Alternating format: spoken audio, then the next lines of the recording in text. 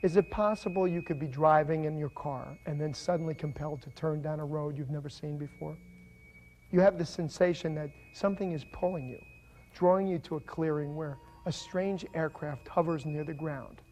Aliens greet you, call you by name. They seem to know everything about you, but for some reason, you're not afraid. You board the spaceship, fly off to another planet, and then later return safely to Earth.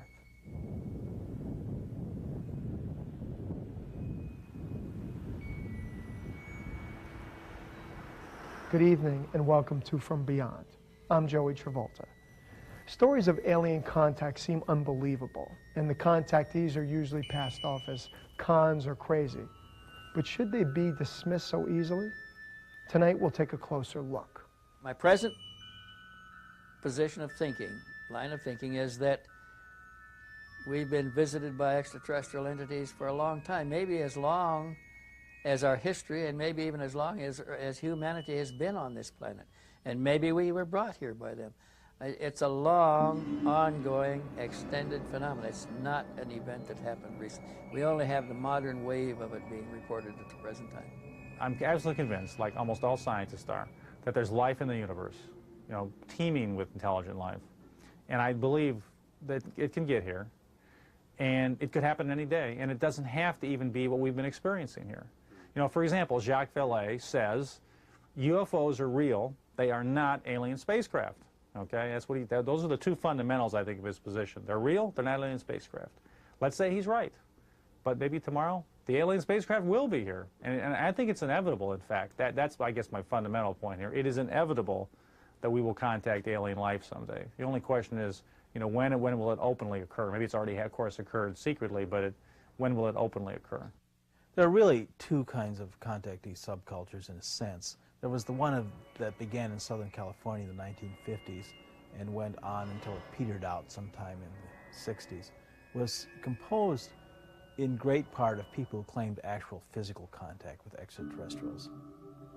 And they provided photographs and films of what were represented as spaceships, but which were all too clearly small objects, models. The belief was that there were selected Earthlings who were in regular communication with space people. They were often called space brothers. They were angelic beings, usually with long blonde hair and almost sort of androgynous features, really kind of angels in spacesuits, basically. And that the universe was densely populated, mostly by advanced, benevolent civilizations with an occult philosophy. There was also belief that there was a minority of civilizations in the universe that were demonic, that were really evil, and that they had earthly allies. And the good space people were, among other things, trying to stop the designs of the bad space people. And also, the good space people were trying to prevent Earthlings from blowing themselves up with atomic bombs. During the late 40s and early 50s, as many people are aware, we were going through a great technological stage of advancement here in this country and around the world. We were coming to the advent of the nuclear age, and we were rapidly progressing in our scientific capabilities. However, we seemed to be very slow in our sociological parallel of that scientific advancement. When these craft came to visit us in the late 40s, they were greatly concerned with what we were doing atomically to this planet. We were testing our hydrogen bombs on the surface, in the atmosphere, and we were, for the first time, set up in a condition where we literally had the capability of destroying this planet. And some of these crafts and these people came to inform us that we need to be very aware of what we were doing with this technology, and through our ignorance that we wouldn't destroy ourselves in the process. This is one of many reasons why they came to visit us during that time frame. and continue to visit us to this day. People like Adamski, George Van Tassel, Orfeo Angelucci, Daniel Fry, some of the other leading players in the drama of 1950s contactee movement, were their allies on Earth. Adamski's followers called him Earth's cosmic ambassador. And these were the prophets. These were the Earthlings who were here to spread the message to all who would hear. And these guys came from a wide variety of backgrounds and varying levels of sincerity. None of them was telling the literal truth. But some of them were fudging the truth, or more likely inventing out of whole cloth, out of what were basically benign intentions. They had a sincere and mostly benevolent message. You know, people should be nice to each other. They shouldn't blow each other up.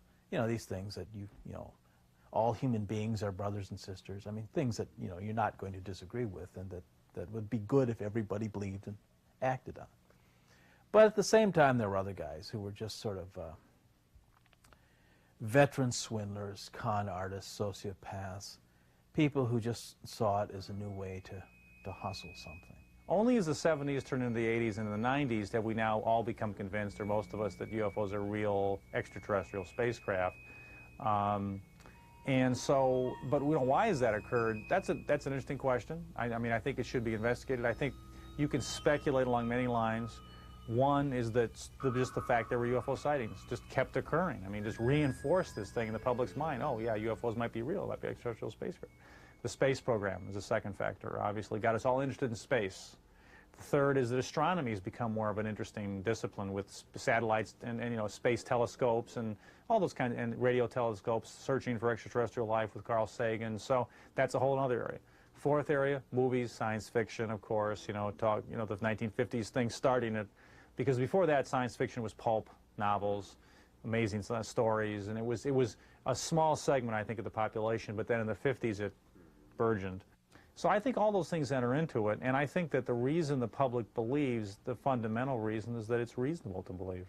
You know, that we all think that there's life out there, and that, hey, why not? Yeah, you know, is essentially. Yeah, right, exactly. So why not? Why, you know? And the only difference, in fact, that the public has with scientists is that scientists think alien life exists and it's all far away. And the public thinks alien life exists and part of it's here.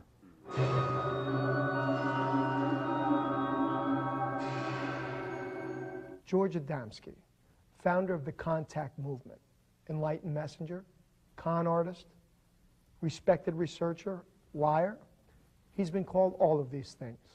The controversy began in 1952 when Adamski, middle-aged and leading seemingly an uneventful life, emerged from a California desert claiming to have met a spaceman. George Adamski was, along with George Van Tassel, the most influential figure in the early contactee movement. And whereas Van Tassel was claiming, at least initially, channeled messages from extraterrestrials, Adamski claimed to have met them physically, beginning with an incident in the desert of Southern California on November 20th, 1952, which supposedly was witnessed from some considerable distance by 6 of his most trusted associates. And Adamski wrote several books. He first really came on the scene by co-authoring with Desmond Leslie, who was an Irish occultist, a book called Flying Saucers Have Landed, which came out in 1953. And this was the first full account of Adamski's initial meeting with a Venusian named Orthon. George Adamski could be considered really the pioneer in the UFO field. He was by no means the only person who had taken photographs of UFOs, but he was one of the very few who went out publicly and submitted his photographs to many agencies, many different laboratories, and really brought this subject out into the forefront of investigations into why these crafts are visiting us and the message that they bring. And Primarily, he started taking first pictures in the late 40s.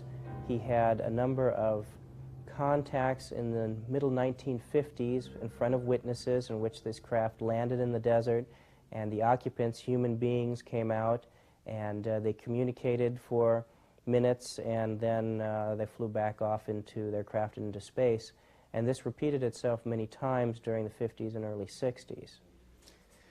This is one of the few surviving pictures from the original contact in November of 1952, and you can just see the shape of the scout craft, or bell-shaped craft, as it comes above the hill out in Desert Center as it's taking off into space.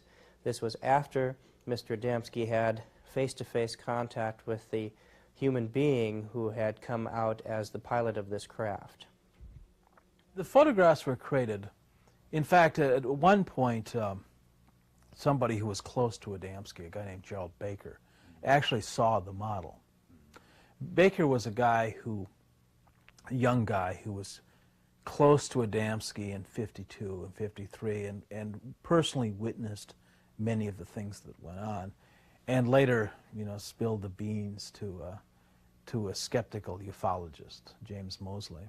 He also said that the initial contact, the November 20th, 1952 incident, was carefully rehearsed before they went out into the desert, and everybody knew what he was supposed to say. And yet, in the end, we really will never know exactly what happened. I don't think it's the literal truth of Adamski's claims is in any way defensible. Those things simply didn't happen.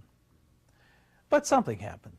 Something human happened, and human behavior can be as enigmatic as the most mysterious UFO events.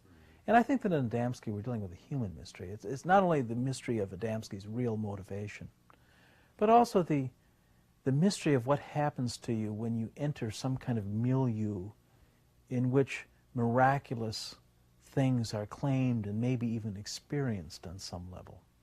Coming up, more stories of alleged alien contact.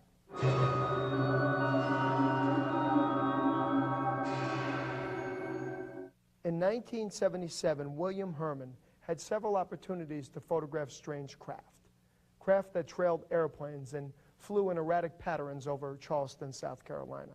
On March 18th, he was out looking for these UFOs when a disc suddenly appeared. It swooped toward him, paralyzing him with a beam of blue light. When he regained consciousness 3 hours later, he was alone in a field 15 miles from home. He and his wife were at home after supper one time when a neighbor lady came to the door to borrow a cup of sugar. And as his wife looked out over the neighbor lady's head, she saw the pinkish orange light, which she recognizes now too. She's seen it enough times, she knows what it is. It's Bill's friend. So he says, Bill, your friend is out here, and he came and looked. He says, by golly, it is. He said, I think I'll get my jacket and go out and take a better look at it. It was flying what they have now recognized as a peculiar triangular pattern along the power lines that run down the Ashley River there. And so he got his jacket on and binoculars, put them around his neck, and walked out the door in his little trailer park where his trailer home was parked, and across a shallow, nearly dry, damp ditch and up onto a railroad track that ran about 10 or 15 feet above the level of the trailer park. He got up on the track and started walking down the track, watching it flying these triangular patterns over the power lines ahead of him, probably 2 or 3 miles away, which is not in the air, that's not very far.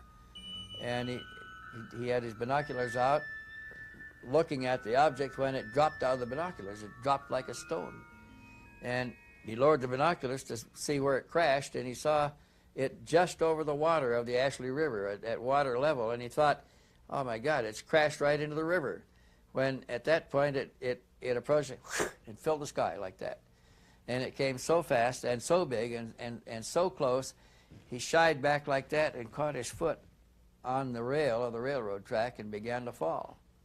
And he put his hands out to see what, there's a jagged rocks down there, you can get skinned up pretty good to see what he was falling on, and he noticed he was not falling, he was rising away from the rocks, and the reeds, tall grass was blowing away from him in waves, and he looked back, and he's above the railroad track, and he's going up in a blue beam of light.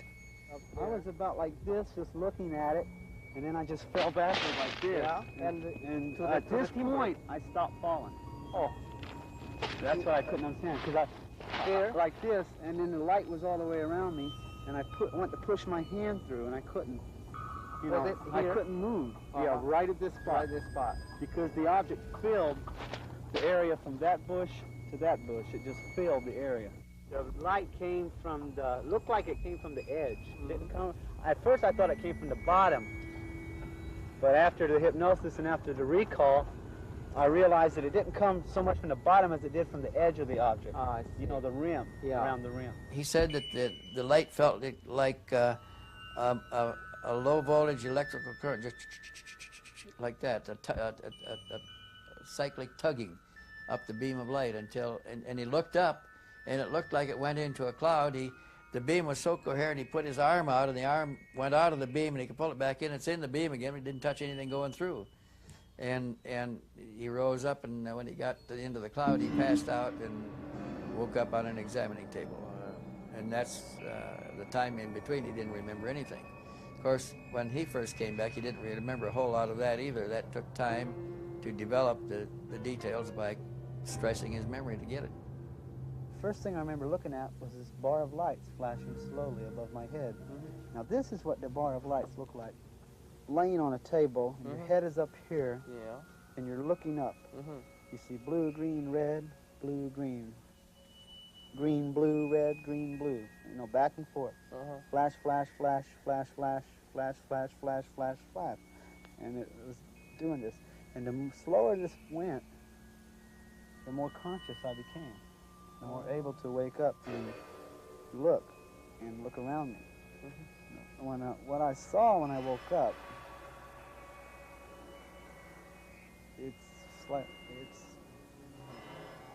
it's hard to really sometimes grasp, but it was like I thought in my mind there were doctors, or I'd been hurt. I was falling when I remembered the train tracks. I didn't remember the object as much as I remembered falling at the train tracks. And I remember falling, and I thought, oh, I must have broken my back. Somebody must have found me, and I'm in a hospital. You know, and all these thoughts were racing through my head until the three people that were standing there turned and looked at me. And I had noticed that before they had turned, they were looking at this bar of lights flashing on the ceiling, and they were looking at a box that seemed to be off to the side at my feet. And the box was connected to the bed. You could tell it was connected by wires to the bed I was laying on, or the table, or whatever it was. And when they turned and looked at me, it was like all kinds of emotions just surged to the surface at once. Now this is a sketch of what I believe I saw standing next to my bed, or a table, or whatever you want to call it. 4.5 feet tall, with a red garment, looked like a pullover jumpsuit, not pajamas, more military looking. And the eyes were spaced apart like ovals with circles inside, dark circles. And the occupant, when they told me to get up, and it was okay. I heard the voice, but I did not see the lips move. I heard it as clear as you hear my voice. You heard in English? In English. It was in English. Yeah. Perfect English. Not accented, not deep, not high, just English. I felt afraid because I didn't know what was going on. I felt like this is totally foreign to everything I believe. What is going on here? Why am I here? What is this? All these thoughts going through my head, and all he could say was, "Don't be afraid." You know, it's like all my emotions and fears were just tossed aside by the comforting assurance of what he said to me. Just, don't be afraid, have no fear, or something to that effect. Come, the time is limited, or something about like that.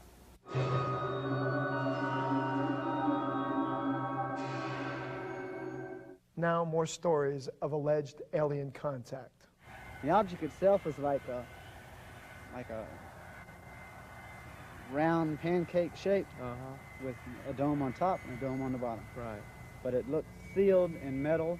In other words, you didn't see no windows or no holes or nothing. It moved in a circle above, I'd say about 800 to 1,000, maybe 1,500 feet above the ground. and it moved in not as obvious triangles, but kind of in a flowing, graceful, dynamical fashion. Oh. I mean, just sliding across the sky, you know. Not doing anything that would give it an impression that it would lose control. In spite of its erratic behavior, you could tell it was in total control of itself. I mean, there was just, it was the most one of the most beautiful displays of aerodynamics I've ever seen, as far as being involved in this subject. So you tried to take a picture? I tried. The first shot, I believe the first shot I took came out empty sky. It was moving so fast. I mean, it would go up like this and come back like this. Come around like that, and just watching it was, you know, it was hard, because when it would go that way, I'd run across the field, and I'm trying to get it in a viewfinder, and I took about 4 or 5 shots like that, and I believe 2 or 3 of them came out, and 2 came out empty sky. They took him to a control panel and sat him down in one of the seats. His escort, who is speaking to him in his language, he hears it in his language, he hears it in his ears, just like surround sound. And he tells him, look, and they pointed to the screen, and another ship just like the one they were in joined them. And then the 2 ships went rapidly again south over continents, or over countries and continents, topography, geography changing, just like it's unrolling rapidly, and they approached ground again, the surface, down over Argentina. They took him again to an underwater facility in the Rio Sal, which runs out of a big freshwater lake, a big lake in northern Argentina. And the river runs through Santa Fe, a little town, not such a little town, big town of Santa Fe. And his escort's standing beside him. Now, the escort's not buckled into anything. He's just standing there, and Herman is sitting in a seat, but he's not fastened in either. And the craft he's in tilts down at an angle and goes into the water and goes under the water. And there's no inertial change to him. He feels no inertial changes, and his partner's still standing there beside him. And the partner touches him on the shoulder and says, "We were observed over Santa Fe. There will be reports in the paper tomorrow about UFOs." And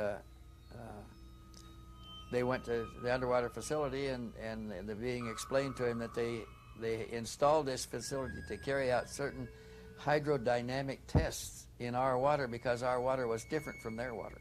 On the way back, they showed me the reactions of people observing their craft.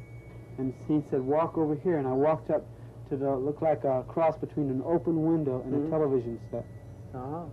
It looked like a TV in that it was like this, but it looked like an open window that I could just stick my hand through it, is what it looked like. And I looked through the monitor, and you could see there was a road, there was trees on both sides of the road, and it looked like an orange grove or some kind of big field. And there was a road running adjacent to it. And there was 2 cars pulled over. One was a Pinto station wagon, a Ford Pinto station wagon, and the other one was a Buick Electra. And there was a lady in the Pinto, and there was a man in the Buick. And the lady was standing outside the passenger door looking up like this, and the man was just standing there like this. And I'm standing inside this object looking at that, and it was like it zoomed up on the people. And he says, "Now watch what happens." The one that was next to me, he said, "Watch what happens when we move closer." The minute he said that, you saw the girl. It seemed illogical, but you could tell it was out of fear. She ran around the front of her car and jumped in the passenger side, reached over there and locked her door.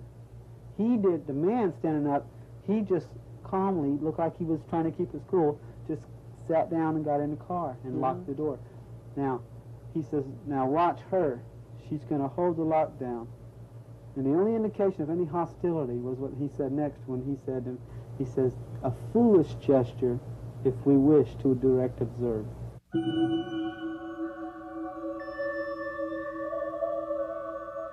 After the examination, and they're escorting around the ship, as they're starting to walk through the ship, his host, his guide, said that they would like him. He said, "I wonder if you could make some arrangement with your government to release a damaged vehicle and one of our damaged ships and the bodies of our people."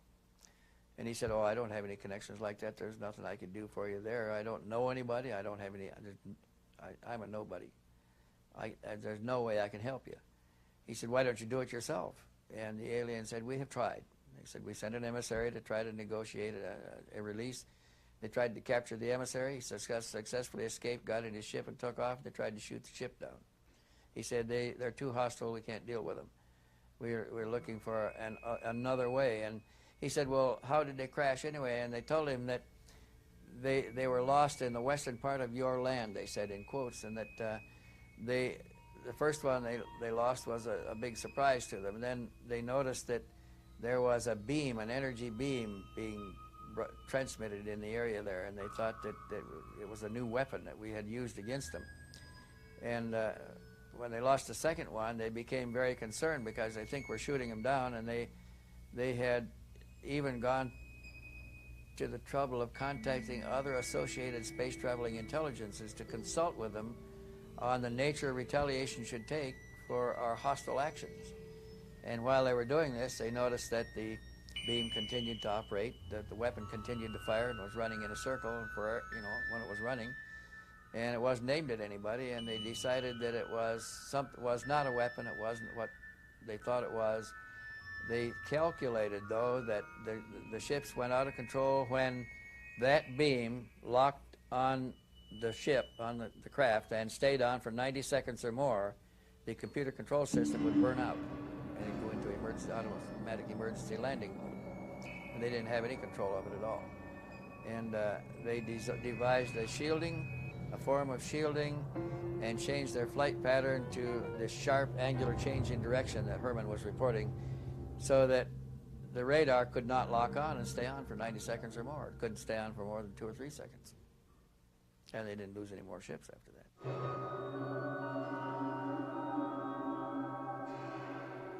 Now more stories of alleged alien contact.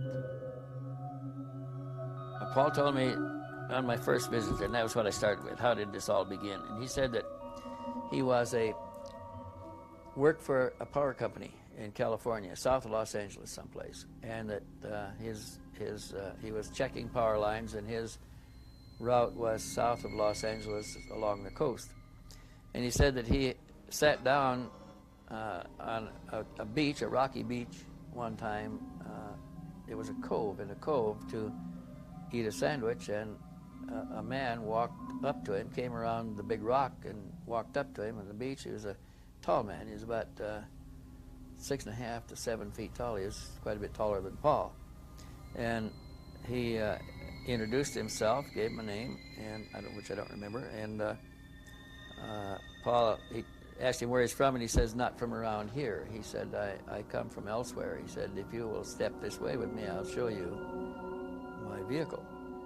And Paul walked around the rock with him, and there was a disc-shaped craft hovering a couple of feet off the water. And the guy took Paul by the hand and floated him to the ship. And he was introduced to some others inside, and he just remained there a very short time. He marveled at the fact that it wasn't in the water. They told him that they would see him again, and they let him out. He never saw him again in California, but a year or so later, he relocated to New Mexico, where he worked for the highway department there, and he was driving a survey truck, a pickup truck, and his particular job was to drive the back roads and look for damage to bridges, rural road bridges. And he carried a Polaroid camera to photograph any damage, because it's easier to show the picture than to try to describe it in a lot of words. And he was in this truck right here that he used with the Polaroid camera on the seat when he drove down this dry riverbed, and there's a lot of willows and scrub that grows in there, 30, 40 feet tall. And the road winds around among these, and he came around a turn, and there sat the craft in the sand. There's 3 women and 4 men outside. They invited him aboard, and he went aboard and looked around with them. They talked to him aboard there for about 15 minutes, telling him who they were and how they had been watching him for some time, that they had he had a special relationship with them, or they had a special relationship with him, that he had agreed to these relationships sometime much earlier, probably before birth. He didn't understand it that way. And that there was a reason why all this was happening to him. And they didn't have any children aboard. He asked them if they had them. They said yes, but not on this craft. That craft came from a larger craft elsewhere in space. They had been coming and going for some time. They said they had other contactees, but they never told him who the other contactees were, and we've never heard of any of them since. They did not encourage him to get any attention over this. They kept a low profile. They did contact him on a frequency of maybe 2 to 3 times a year, and they weren't here all the time. They would come and go, but when they were in the vicinity, they would often make contact with him.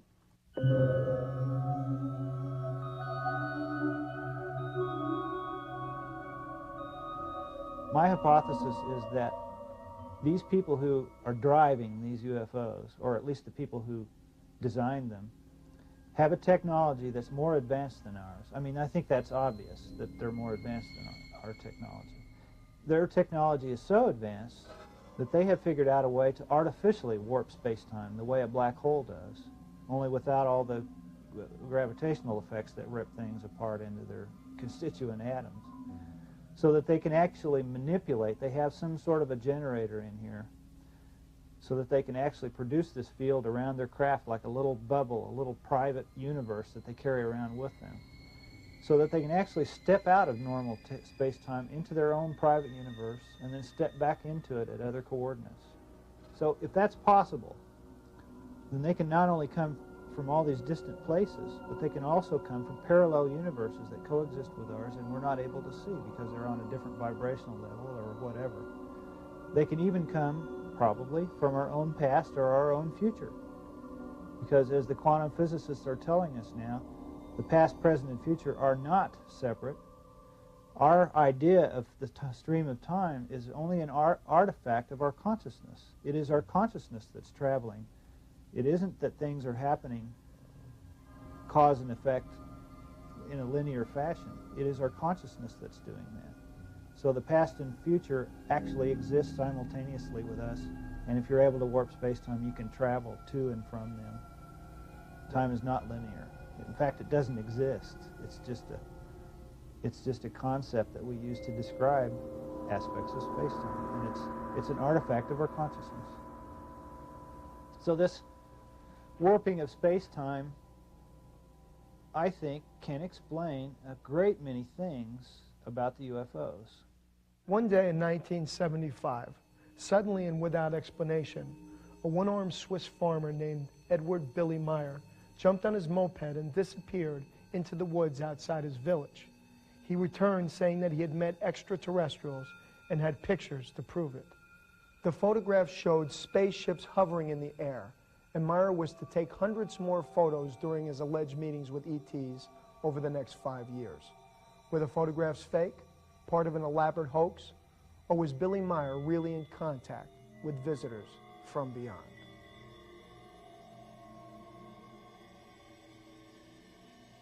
There's a lot of controversy growing around this case, mostly against it. I was willing to take it because of the photographs. I was willing to get involved in it. I'd been exchanging photographs with Lou Zinstag for a number of years. Lou Zinstag lived in Basel, Switzerland. She was a niece of Carl Jung, one of the earlier UFO researchers. She published the first journal on UFOs in Europe, in German, out of Basel. And this event, the first events happened in her own backyard. It didn't take long before she heard about them, within a few months. And she went to see Mr. Meyer at his home in Hinwil at the time, and he explained how it started, and he showed her the pictures, gave her copies of a dozen of them. And she called me after she got home from that, and she said that she had just acquired a few pictures that she thought I really ought to get a look at, that they were uniquely different because of their extreme sharpness and clarity. And she said, she agreed that usually means that they're suspect, that they're done in a laboratory. But she said, I've been to this man's house. He has no laboratory. He lives in a chicken house with a dirt floor. He doesn't have any money at all. He He works as a security guard for a place to live. He gets a small pension from the Swiss government, barely enough to feed his family. Neighbors provide the film for his camera since he took the first pictures. He uses a broken camera that was tossed out by somebody else. She said the lens is jammed just short of infinity. And she said, he has taken these most remarkable pictures. And she said, I'm coming to the States with Timothy Good in another month or so. And she said, if you're going to be there, she said, we'll come by Tucson and I'll show you the pictures. They were, in fact, the best ones I had ever seen up to this time. They were the sharpest, clearest, most beautiful UFO pictures. I decided I've got to go look him in the eye and see for myself how he's doing this.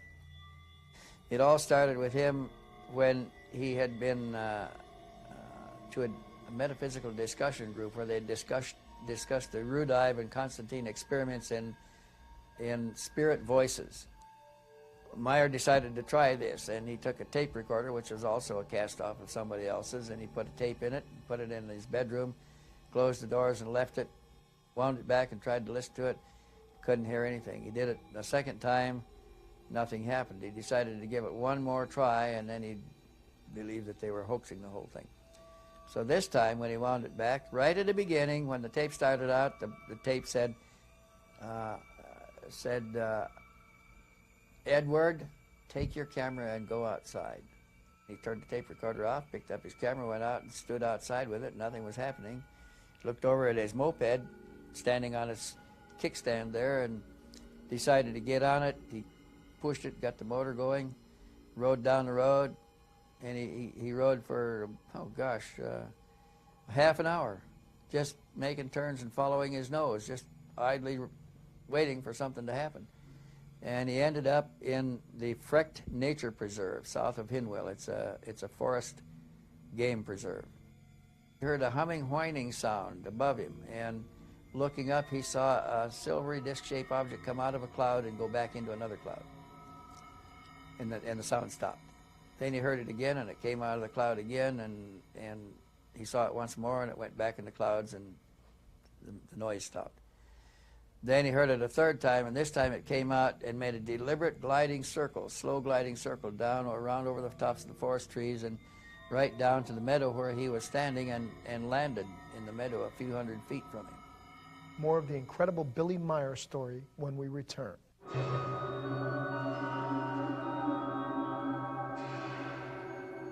Welcome back. We continue now with the incredible Billy Meier story. This time it came out and made a deliberate gliding circle, slow gliding circle down or around over the tops of the forest trees and right down to the meadow where he was standing, and landed in the meadow a few hundred feet from him. He started running towards it with his camera. He took several pictures of it in its descent. And he started running forward with his camera, and the closer he got, the more he ran into a resistance. He said the resistance felt like standing in a stream with a swift current. And he said the closer I got, the stronger the current got, until I reached a point where I couldn't go any further against the current, and I just sat down on the ground and waited. And then a being came out from behind the craft walking towards him, and it came up to him, and together they walked a few feet back and sat down on the grass, and she identified herself. She said, "You may call me Semyasi." She said, "I'm not from your system here. But she said, I have a very important message for you, and I want you to remember very carefully." And he said, "I have no recorder or no notebook or pencil to take any notes. How can I record? How can I remember it carefully?" And she said, "Listen closely, and I'll help you to remember it." That's how it all started. And that message was the message pertaining to the decay of our ionosphere caused by industrial gases. And she explained to him that they'd come to him in a neutral country, hoping that the neutral country would take a position on saving the atmosphere, because neither of the Cold War powers were inclined to do so. They were the ones that were doing the exploiting. And they hoped that his government would take a neutral position and seek to stop the action. He said, "I don't have any contact with the government. I can't do anything for you. Why don't you go to them?" And then she told him a very interesting thing. She said, "We have gone to one of your presidents." You know, Switzerland has a presidential council. They elect 5 presidents at a time, and the chairmanship rotates. Every few months they rotate the presidency, the chairmanship of the President's Council. She said, we have approached one of your presidents. He didn't tell his wife. He didn't tell any of his colleagues. He has told nobody, and he's keeping the secret entirely to himself, afraid of the consequences of revealing it. And she said, that's not doing any good. So she said, she said, the reason we're posing the ships to allow you to take such good pictures is so that somebody will want to know who are they, where are they from, and what do they want. And we want your government to take this position. And here is the message I want you to take down for them. And then she dictated it. And when he got home from that meeting, he sat down in his little bedroom and started to write the message. And then it came through automatic. He was trying to remember what they said when it came through automatically in longhand, and he wrote it rapidly, faster than he can write normally, under some kind of control. And he wrote 15 or 20 pages full, and then it stopped. And he had the first message, and then when he looked at it, he realized that he has gotten the entire communication word by word. So the next time he saw her, she came back, he asked her how they did that, and she said, it's a mechanical device. We have a device that records not only the conversation, but the thought processes as well. And she said that can be tuned to transmit it back to you. And she said that's what we did. As far as I could tell, you know, from looking at it, there probably were three major objectives for Semjase and her team. The first one, or one of them, and I don't know the order of priority, seemed to be her attempt to get Switzerland to take the lead in trying to head off the destruction of the ionosphere by industrial gases, by stopping the industrial processes that were producing the gases that were destroying the ionosphere. A second one had something to do with the North Sea, because several times in Meyer's contact she was called away urgently and had to break off the contact in the middle of it, send him back to the ground and race off to head off something that was happening in the North Sea area. We never knew for sure what that was. She told him it was no business of his to know anything about it anyway, and she couldn't discuss any of it with him. But we suspected that she was trying to head off the contamination of the bottom of the North Sea by Russian atomic waste dumping. And I don't know how they were doing. They did have contacts in Russia. So that may have been related. The third objective had something to do with something going on in the Yugoslav mountains, and she never would tell him what that was either. And to this day, we don't know what those objectives were. But when they all three failed, she and her team went on to other projects in another solar system in the end of 1982. No single piece of evidence is conclusive, but it can provide a clue.